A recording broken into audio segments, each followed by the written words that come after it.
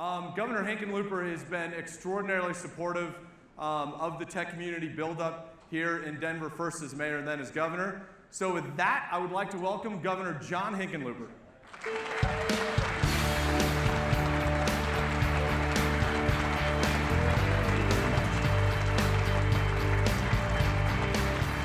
All right, so I prepared you for the question. Yes. Governor, do you want to be a feared pirate of the sea or a pioneering cowboy of the West? All right, so this is hopefully somewhat off the record because my 15-year-old son would be very different, very disappointed, very different as well, if I turned down the opportunity to be, you know, a pirate even remotely connected to the Caribbean. But I do think that if you look at the kind of the frontier, the cowboy ethic, and especially that whole notion that the West wasn't necessarily settled by the rugged outdoorsman, the individualist. There was wagon trains that came out where everyone worked as a team, everyone had their role. When the trappers went out in groups, it wasn't one or two, there was always 10 or 15, 20 in a group that would go out. And as I always point out, there were a lot more barn racings than there were shootouts in the OK Corral. So I'm a guy, you know, I grew up skinny with thick glasses and acne. My dad told me if you can't talk your way out of a fight, you deserve to get whipped. So I am, from that sense, the collaborative nature of the rugged West. All right, well, thank you very much, Governor. Appreciate it. Enjoy the conversation. All right. So I'm going to talk for 10 minutes. Got it? Starting. And then we'll do questions. And I thought, you know, from the notion of ethics, and I look at this in a different way than most people would, right? I came out to Colorado as a geologist. I tried to be a writer, but I sucked. But I came out as a geologist in 1981 permanently, and the price of oil collapsed. I got laid off. I was out of work for a couple years. Not a fun thing. And it ended up opening a brew pub, a restaurant that brews its own beer. It was the first brew pub between New York and California. We opened in 1988. At that time, we were the 4th brewery in Colorado, the 2nd craft brewery. Now Colorado has 360 federally licensed breweries. At that time, there were 80. We were the 80th brewery to be licensed in the United States. Now there are over 6,000. So that world changed. But a brew pub is really a restaurant, and I learned very early on in a restaurant that, you know, there's no margin in having enemies. No matter how unreasonable that guest is, you'll do anything to convince them that you care about the relationship and you respect them. And, you know, that first time someone, you just say, I've had enough, and they leave pissed off, and they go out, and you don't hear about it for a month. But, you know, by the time you do hear about it, they've already saying such nasty things about your reputation, and you can't, it's too late. By the time you hear about it, it's weeks later. It's that old Churchill quote that a lie travels halfway around the world before truth has the chance to even put on its pants, something like that. Anyway, so when I got into public service, right, the restaurant business, we worked 70 hours a week, struggled for a while, all of a sudden took off, and you know, all my customers hated all the elected officials. And I never ran for student council or class president. I didn't like the people that did. I'm not trying to step on anybody's toes out there. I'm sure some of you were class presidents and, you know, student council members. I just didn't like that universe. But in my restaurants, every elected official was a bum. They were all jerks, every mayor, every city council member, every congressman. And I would always say, but this is America. They are us. If you don't like them, you should run. And somehow they turned that around. And they got me to run for mayor in 2003 on the commitment that I would never do a negative ad. I would only talk about a positive future for the city of Denver. And Denver's a strong mayor form of government. There are 13 city council members. They need a super majority. They need 9 out of 13 votes to change one line item of the mayor's budget. It's a great system. And so I ran, and it was guaranteed that I would never get anywhere. I carried this clipping around because I stayed at 3 or 4% of the polls for the first month. And I had all these young volunteers who were fired up about a small business person getting into government, the lessons of small business. And this was, this was a clipping from the Denver Post about a professor of public speaking at the University of Wyoming. And it's a great metaphor for when you think you've got an impossible task, which I think many of you do from time to time. But the lesson was that the professor at the University of Wyoming was telling her students that to create emotional impact when you speak publicly, use opposites. If you talk about the worst of time, talk about the best of times. If you're going to talk about the agony, talk about the ecstasy in the same sentence. And she asked her class, what's the opposite of despair? Kid raised their hand and says, joy. She goes, exactly. That's how you create emotional impact. Put them both together. Then she asked, what's the opposite of woe? And the kid way in the back goes, giddy up. Right? and so that, we just wouldn't quit. And suddenly we did a couple funny ads. I got elected mayor. And our goal, and I'll give you four quick, did I get four of them? I wrote them down right before I came in. Four quick examples. So when I came in as mayor, all the suburbs hated the city, and the city hated the suburbs. And I went and visited all the suburban mayors and said, those days are over. From now on, we're going to do everything we can to get everyone to work together. And to make sure, I told the mayor of Aurora, the second largest city within the metropolitan area. I mean, Denver's about, right now, 650,000 people. The metropolitan area is about 3 million. So Denver's 22, 23% of the total population. But they just hated each other. And I said, from now on, if Denver can't make a decision that benefits the suburbs at least equally with its own benefit, then we won't work on that problem. We'll find something else to do that will benefit both sides equally, at least equally. Because we realize we can never be a great city without great suburbs. And you guys can't be great suburbs without great, I mean, the reception was amazing. I threw a party for all the suburban mayors and all the county commissioners from the surrounding counties the Saturday night before I took office in 2003 as mayor of Denver, and had 120 people in my loft. At that time was a restaurateur and would renovate these old buildings and build a couple new buildings. So anyway, I had this beautiful loft, and I said that same thing. We're only going to work on decisions where we can benefit both sides. Got this huge standing ovation. Fast forward a year and a half forward, and Metropolitan Denver passed a regional sales tax increase of 0.4% for what we called fast tracks, 122 miles of new light rail and commuter rail transit. What's important about this is that we got all 34 mayors in the metropolitan area. 2/3 of them were either Republican or lean, they were independents or leaned Republican. We got all 34 mayors to unanimously support a 0.4% sales tax increase. No one's ever done that before in the history of the country. And that collaborative approach, that barn raising as to a shootout, has really been a big part of why Colorado has done so well. And we took that success and other collaborative successes for the metro area, and I ran for governor in 2010, and we took the same, well, I'm the first mayor of Denver to get elected governor in 140 years. That's how long-standing that animosity is. And then we went from there, we went from transportation and that kind of collaboration into water. So a year and a half ago, we came out with Colorado's first water plan. Out here, those of you who aren't from the West, whiskey's for drinking, water's for fighting.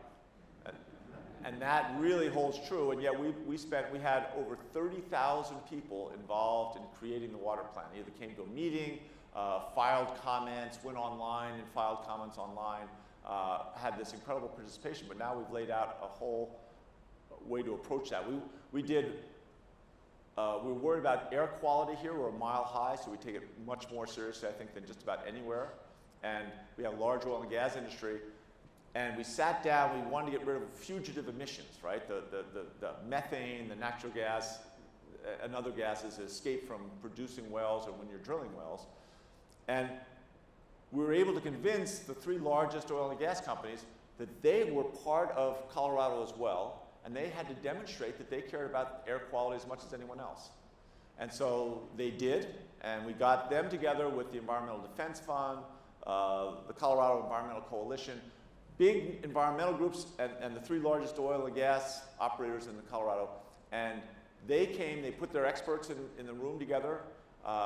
Sometimes they threatened to walk out on each other. But it took, over the whole process, almost 13 months, but we created the first set of methane regulations in the United States. I think it's still the only ones.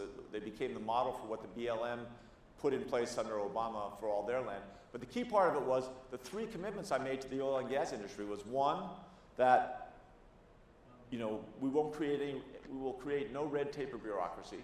2, we will make sure that every dollar you spend actually makes the air cleaner. And then 3, that both sides share the credit. That make sure that the oil and gas industry is standing on the podium with the environmental community, and both sides share the credit, which is exactly what happened. And I think it's a model of how, the reason compliance often doesn't work is because you don't have the right people in the room. And I could go over a bunch more examples. I had 4, I only gave you 2. But I think it's probably better to get to the questions. I want to finish and just say that the one thing when I ran as mayor and when I ran as governor has been that I think with automation, forget about outsourcing, but automation, we're going to see job disruption at a level we've never imagined, probably since the 1920s. And it has got to become a nonpartisan issue. It's going to require training, whole new allocations of resources. People's professions are going to just completely disappear, the professions they've been trained on. And when I ran for mayor and ran for governor, we said, and it was the same in both, we wanted to make Denver first, and then now the state of Colorado the most pro-business state in the country, but with the highest standards, the highest environmental standards, the highest ethical standards, that if you are able to do that and take those ethics to the point where you really are retraining people who are going to lose their whole professions, really are looking at how to create meaningful jobs that are equally accessible to everyone. In other words, you have an educational and training system that does not discriminate against certain income levels or ethnic groups. That's the only way we're going to get through this next 10 or 15 years, or could even be 20 years. I'm not sure how long it's going to go on, but it's going to be a landslide. Anyway, I realize you guys are on the cutting edge of all this stuff, and probably know more about it. I should give you my email, and you should be sending me your ideas. Where did we do? Did I cover everything? I think so. Where'd Patrick go? Patrick, you going to do this question and answer, or you want me to do it? Right here. Where the hell? Where's Patrick when you need him? Jesus. Anyway. All right. So I think I want to start by asking a question. So one of the things that you've talked about is transparency, and being able to make sure that the citizens of Colorado understand how the government works, how we're spending money, et cetera. And if you could give a couple of examples of how that transparency worked, and then I'm going to turn the floor over to our awesome audience and let them jump in and ask a question as well. But it'd be a good starting point. Sure. So transparency, a good example of transparency, I think, before we did the methane regulations that I just explained, my predecessor, Governor Bill Ritter, who was a great governor, very, very talented guy, and he tried to revamp what's called the Colorado Oil and Gas Conservation Commission. And he basically got to put a draft together, what the new rules should look like, and new priorities, how the board would be picked. And then he got the oil and gas industry to come in. And basically, it was written by his staff, and they were pretty liberal, and so they felt it was an assault. And I think transparency requires you to bring both sides together from the beginning if you're trying to create a resolution to a problem, right? A resolution to conflict or whatever. And you don't want one side or the other to have an advantage, and you don't want them to even think they might have an advantage. So we've tried to set as a basic foundation, we try to get both sides together when we're going to deal with a regulatory issue or a legislative problem, get them both in the room together at the first meeting, and then say, all right, who's going to do a draft, what are the key points, and kind of lay it all out so nobody, trust is at the bottom of everything, right? In the restaurant business, we used to, my restaurant designer was a guy named Vilas Berzins, and I told him, I said, the bar's too close to these high-top tables next to the windows. When we're crowded, aren't people going to bump into each other? And he looked at me and goes, of course they are. That's the idea. It's called friendly friction. And once you bump into somebody in a busy bar, you are 3 times more likely to start talking to a stranger than if you just walk through and you don't bump into anybody. It's an amazing social phenomenon. That bumping into someone, starting to talk to a stranger, creates acquaintance, you meet them again sometime, you begin a relationship, eventually you get to friendship, finally to trust. Once you get trust, that's where everything happens. And it's the most valuable ingredient for any kind of resolution of conflict. And if you don't have trust, you're toast. And transparency is the single most powerful tool you have to maintain that you are. My ex-wife was a Quaker, and they called certain people a fair witness. Somebody who's outside the issue completely, but is knowledgeable about the issue and the facts surrounding the issue. And their opinion has more value because they don't have any self-interest on either side, that fair witness. And I think transparency allows government or governors or anybody in government to be a fair witness. All right, so let's see, are there any questions from the audience that they would like to ask the governor? Kurt, you're up. We've got a microphone coming right around the corner. So Kurt's actually going to be speaking on that item after the break coming up. And he's going to be talking about how trust has to build inside it. He's the Chief Compliance Officer of Kimberly-Clark. Oh, wow. And so that's, I think, a perfect segue into what you're going to be talking about, Kurt. I think it's fascinating how you're getting, let's say, both sides of the aisle, the suburbs and the city, to work together. What are some tricks that you did to, because, you know, as we build our compliance and ethics, it's global, regional differences, corporate, trying to work together. It's actually the same thought as what you did. Give us some best practices or tips that made you successful in doing that. Sure. Two things. One, an old restaurant trick is to, when someone's angry, and it's hard, you got to really be paying attention to someone to see. Sometimes you don't see anger on the surface, but certainly at higher levels of government, and I'm sure at the levels that many of you operate at, that anger's there from time to time. And when someone's angry, the smartest thing you can do is reframe their question using their own words. So repeat back.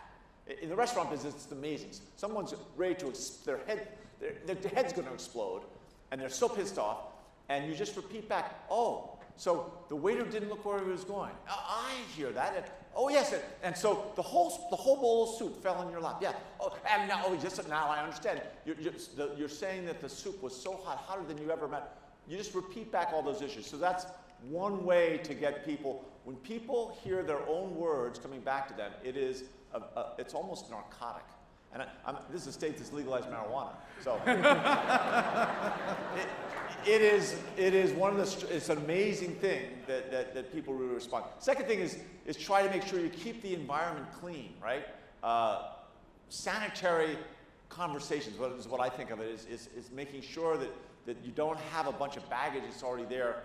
I mean, right now, politically, part of the reason we are where we are, and that's not in a good place, there's a huge lack of trust and a huge, just a constant level of anger, certainly in Washington, but even out here now, more and more.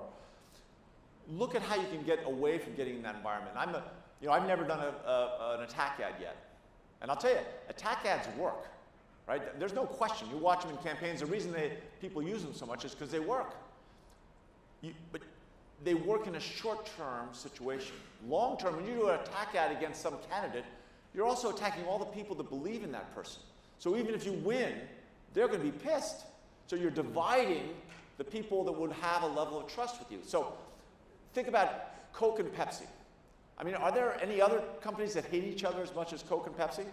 I don't think so. I probably have representatives from both companies here. Coke hates Pepsi, Pepsi hates Coke. You never see them do an attack ad, right? If Coke did an attack ad against Pepsi, Pepsi's sales would go down, I guarantee it. If that was the case, Pepsi would have no choice but do a counterattack ad against Coke. Coke sales would go down. Coke would attack Pepsi, Pepsi would attack Coke. You would depress sales in the entire product category of soft drinks. What we're doing in this country now is we are depressing the entire product category of democracy. And people are they're stopping reading the paper, they're not paying attention to the details of issues. And American democracy, without question, the best form of government that there is, but it is fragile. And if we're not willing to invest ourselves and get past that negativism that attack ads create and get back to engaging, whether we're right or wrong, but getting the facts, then we're going to be at risk. Well, let me follow up that question. So we're here talking about ethics at the center, and most of the conversation's about ethics at the center of business. But let's go back to what you brought up. So you've run for mayor twice, you've won, you've made a great impact in the city of Denver, but you're going to be the first guy that's tried to make this leap in 100+ years from the mayor to the governor's seat. So you get all the experts around you, you've got your political consultants, and they're like, John, this is great that you did this as mayor, but you got to run attack ads, right? This is how you get elected mayor. That's what they said. Right, so you had your rules. So I think that's why at that moment did you risk the governorship to stick with those principles? Because as I said, I never ran for student council. I've never defined myself by my political success, so I don't really give a shit. I mean, was that my outside voice? I shouldn't have said that because it's really not true. I did care, and I did really want to win, but I didn't want to compromise some of those core values that we all have in one way or the other. And at a certain point, you have these political consultants, and they're advising you this, they're advising you that, and at a certain point, you just got to push back and say, I'm not going to go there. I'm just not going to go there. And we tried to use humor, and when other people used attack ads against us, we tried to turn it back on them. And most people are so sick of attack ads that you can really use them. If they're using them against you, you can use them as a weapon back. Again, not always successful. Attack ads are wickedly successful. I mean, they're insidious, but they are a cancer to our political system. They are. So one last question. When you came into government in Colorado, you walk into the mayor's office, how did you think about ethics in the formation of the beginning of your tenure, right? Because that formation at the beginning is going to form everything that comes after. So if you could share with the audience as we get ready to depart here today, what one of those decisions were. So and I think most of us get our ethics when we're kids. My mom was widowed twice, so it's funny, people ask me, I'm very fiscally conservative, so people ask, why are you a Democrat? And my mom was widowed twice. I was 8, I was the youngest of 4 kids. She had 2 kids by each husband. And when my dad passed away, my mom felt, and all 4 of my grandparents were Republicans, all my aunts and uncles were Republicans, but my mom felt government should be smaller, and she really believed that empathy was a crucial part of life. And she thought the government had to work. It could be smaller, but it had to work. And she raised 4 Democrats. And I think within that is an ethical principle that, she told us that you can't control what happens to you, but you can control how you respond and how you create your own joy. And she was adamant that creating joy was a personal responsibility, and the only way you could do it was find stuff you loved. And in so doing, you would build relationships, and that's where the results of life were. So when you take that and translate it to an ethical point of view in government, it's all the same things that you learn from the Bible, or you learn from the Quran, or you treat others as you would treat yourself. You try to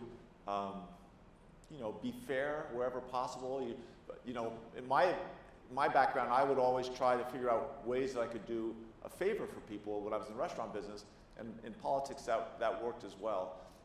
Politics is really no different. It's all about relationships, no different than the other aspects of life. It's just somehow we've allowed it to become so much more venomous. And I think that sense of, what are the real truths, the moral truths in life, are stuff that most of us share. And too often the politics takes us away from, we too often try to say, not only is that person, do I disagree with that person, but they're evil. And within when I was mayor, and probably even more so as governor, we all got to get away from that stuff and find specific examples, specific opportunities to say we're wrong, we did stuff stupid. I'll finish one quick anecdote. Yep. I know we're out of time. So I got elected mayor, and and you see that President Trump sometimes gets in trouble for thinking out loud. Just because if you're in business for so many years, you can say all kinds of. You can sometimes use somewhat of a profane word slip into your public statements in business. No big deal. I will catch heck for having done that. I am elected mayor. 5 months later, I had a bunch of Jewish friends who helped really work hard on my campaign. They've been best friends, good friends of mine for all the way through, some of my very best friends. And Denver City Hall has this incredible holiday lighting system. People come from all over the West to see it. Yeah. And it says, Merry Christmas, Happy Holidays. And some of my Jewish friends would always kind of joke and say, well, why don't we get a sign for the rest of us, you know, that aren't Christians? Anyway, I was there 4 months, and I get a call from the physical plant saying they're going to replace all those signs. And I said, well, would it cost any more to say, Season's Greetings, Happy Holidays? They said, no, same price. I said, great. Next thing I know, Denver Post reporter's talking about something else. He said, hey, I heard you're replacing those signs. I said, yeah. And he said, and you're really going to take down the Merry Christmas and Season's Greetings and put a Happy Holidays, Season's Greetings? I said, yeah. So it won't cost us anything. Isn't that amazing? It's going to be a great thing. The next day, the headline above the fold of the Denver Post is, Hick hates Christmas.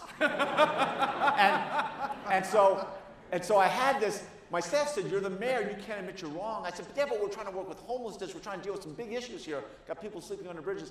They go, no, you can't do that. And so we turned on the talk radio, the Peter Boyle Show, which was a really conservative talk radio, and they were just ripping me up one side and down the other. I said, this is going to derail our whole agenda. I called up the Peter Boyle Show. They couldn't believe it was really me. And they finally put me on. I said, Peter, this is John Hickenlooper, and I made a mistake. You know, I didn't mean that, and we're going to make sure we put Merry Christmas back up there. He goes, really? He couldn't believe it. And so then I became a hero for like maybe a week. And as I was hanging up the phone, I said, just because there are 2 O's in Hickenlooper doesn't make me Scrooge. Anyway, that kind of stuff, that sense of rigidity, and you can't do that, you can't do these things. Sometimes you just have to be, you know, you got to bring the politics back to the human side of life. Anyway, you guys have a great day. Thanks for all the work you do. Thank you very much. All right.